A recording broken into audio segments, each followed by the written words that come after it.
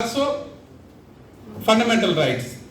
So we have to see, just now Honorable Judge said that Article 20 Clause 1 ex post facto laws, no person shall be convicted of any offence except for violation of law in force at the time of the commission of the act charged as an offence, nor be subjected to a penalty greater than that which might have been inflicted under the law in force at the time of the commission of the offence. So now under new law 304A, earlier the punishment is 2 years, now it is enhanced to 5 years. Now any accused cannot be prosecuted under new law under this doctrine ex post facto law. That's why we have to read the constitution, at least these articles, article 20, 21, 22, because A.K. Gopalan case, Maneka Gandhi case, D.K. Bose case, and Satpathy case, and all these cases, these are all from article 21. So they have given much priority to the liberty of the citizen. Now, victim compensation is also invented by the Supreme Court, taking in the aid of Article 21. And Nandini Satpathy case, you all know very well that right to silence is also a fundamental right guaranteed under Article 20 Clause 3, right against self-incrimination. So, Honorable Justice Krishna garu said that a person has a right not only to disclose something, he has the right to remain silent. But 161 says that the person who knows the facts of any case, he has to truly give answer to the questions posed by the investigating officer. But it should not be, that's why it is clearly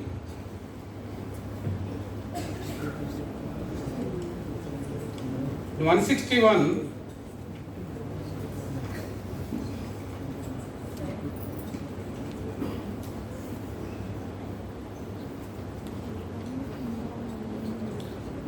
161(2), such person shall be bound to answer truly all questions relating to such a case put to him by such officer, other than questions the answers to which would have a tendency to expose him to a criminal charge or to a penalty or forfeiture.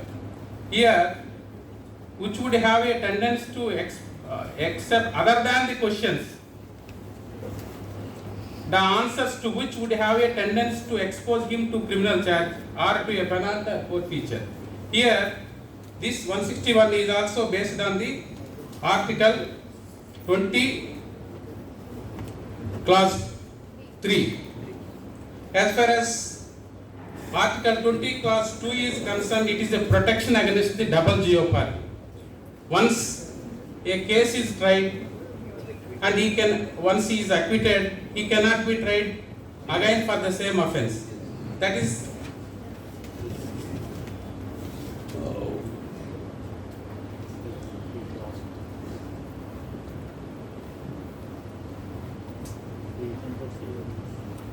as far as these grounds of arrest, they have to disclose the grounds of arrest to the accused on what offence they are arresting, and they have to inform to the accused. That is also taken care of Article 22 Clause 1. No person who is arrested shall be detained in custody without being informed as soon as may be of the grounds of for such arrest, nor shall be denied the right to consult and to be defended by a legal practitioner of his choice. Even legal practitioner is also, that's recognized under Article 22 Clause 1. That's why at the time of investigation, accused is entitled to appoint an advocate, and the advocate is also entitled to sit beside the accused. Even that is also recognized in the Nandini Satpathy case also. To safeguard the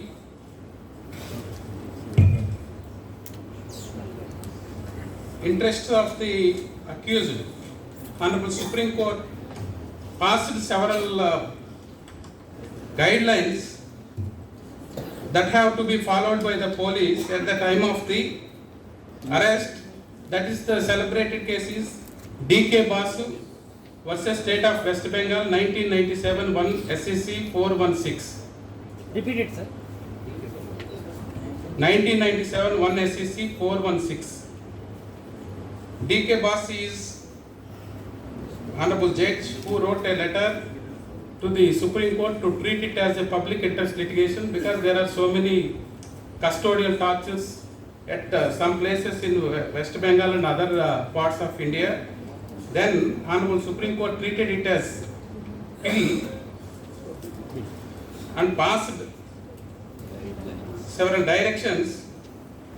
Those directions were there in para 35. It's very important because this is the expansion of the fundamental rights by the Honorable Supreme Court, recognizing Article 19, 20, 21, 22. Earlier in A.K. Gopalan case, Article 21 is only once a person was arrested according to law, that is enough, because there is no interrelation in between the Article 19, 21, 22, like that. But in Maneka Gandhi case, there was a sea change and the perception was changed, and once a liberty was at stake, all these articles are inclusive, they are not exclusive. We can read liberty under Article 21 with the aid of 19, 22, like that, 14, it is stated. These directions, by recognizing the liberty, Honorable Supreme Court treated it as writ petition 35. We therefore consider it appropriate to issue the following requirements to be followed in all cases of arrest or detention till legal provisions are made in that behalf as preventive measures. The police personnel carrying out the arrest and handling the interrogation of the arrestee should bear accurate, visible and clear identification and name tags with their designations. The particulars of all such police personnel who handle interrogation of the arrestee must be recorded in a register.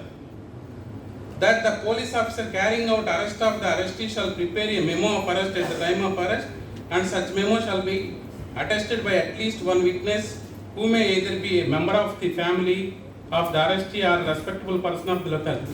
That's why now it is the duty on the part of the police to inform to the kin and kith of the arrestee, and they have to give the grounds also. So, Honorable Supreme Court, time and again, recognizing the liberty is the valuable right, they have expanded the scope of the criminal law and giving liberties to the accused, even prisoners also. Now we are coming across victim compensation.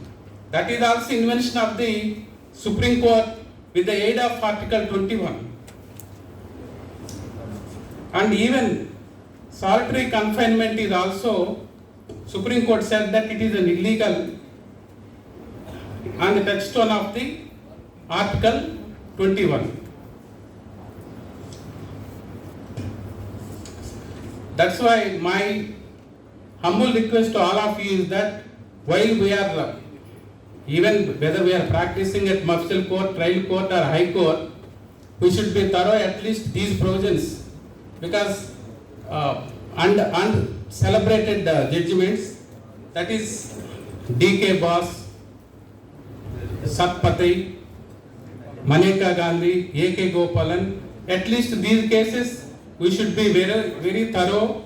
And Batra, and there are so many cases, but as far as fundamental rights are concerned, we should be very thorough about Jogendra Kumar, who is an advocate. He was detained and habeas corpus was filed. Thereafter, Honorable Supreme Court said that you cannot arrest without giving any reasons. Proper reasons is also very much required. Even power, exercising power is different, power of having power of arrest is different, and exercising that power is another facet, which is you have to give the reasons for such arrest. You cannot detain an advocate who is practicing for 5 days without disclosing and without informing to their kin and kith. These are the developments, constitutional remedies under the criminal justice system. That's why we have to at least be thorough. The case laws under Article 19, 20, 21, 22, and then at the time of remand, when even we can seek the rejection of that remand when they have not followed the principles laid down by the DK boss, and when they have not completed the investigation within 90 days, we can seek the default bail. And we should be very thorough about these case laws, and while reading these case laws, we can equip with the procedural laws, the under CRPC and new BNSS, and new BNSS changes are very little. Those changes already, there are so many writings about these changes in CRPC. Please go through them and then read these judgments. At least these celebrated judgments are rarest of the rare case, because earlier any murder takes place, death is rule and life is an exception. Now there was sea change after Bachan Singh case. Rarest of the rare case theory was there, because that case should be distinguished with other cases. Only life is rule now, death is an exception. Even now there is a debate whether death penalty can be awarded or not, and under what circumstances. That is the rarest of the rare. How it affects the whole society, and all these things are taken into the consideration, keeping in view of the Article 21 into the consideration. This is the sea change in the criminal jurisprudence on the touchstone of the fundamental rights, and we have to be very thorough in all this, because now victim compensation is also, it is recognized by the Honorable Supreme Court on the touchstone of the Article 21 only. That's why for procedural aspects as concerned, Article 20 and 22, as far as the safeguards and personal liberty and all other aspects are concerned, Article 21, there are so many judgments. Please read it twice and thrice to have the procedural aspects in a perfect manner. Thank you for giving this opportunity.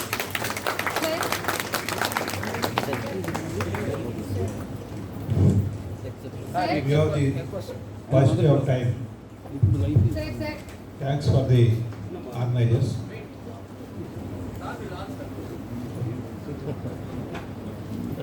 At best, as an advocate, I can only say, be as a defense counsel. And being a defense counsel, great respect. We have to maintain integrity, honesty, hard work and regularity. So that's why all these things. Thank you for giving up.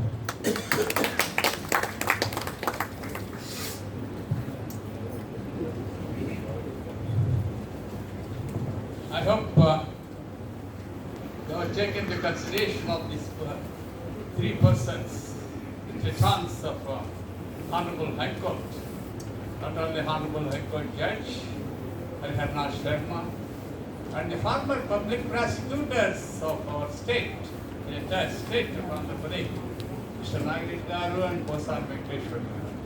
This is the type of discussion which we want. We'll have this type of more discussions in future. Thank you very much. Now, felicitations to three speakers, including our Honorable Justice Harihar Sharma.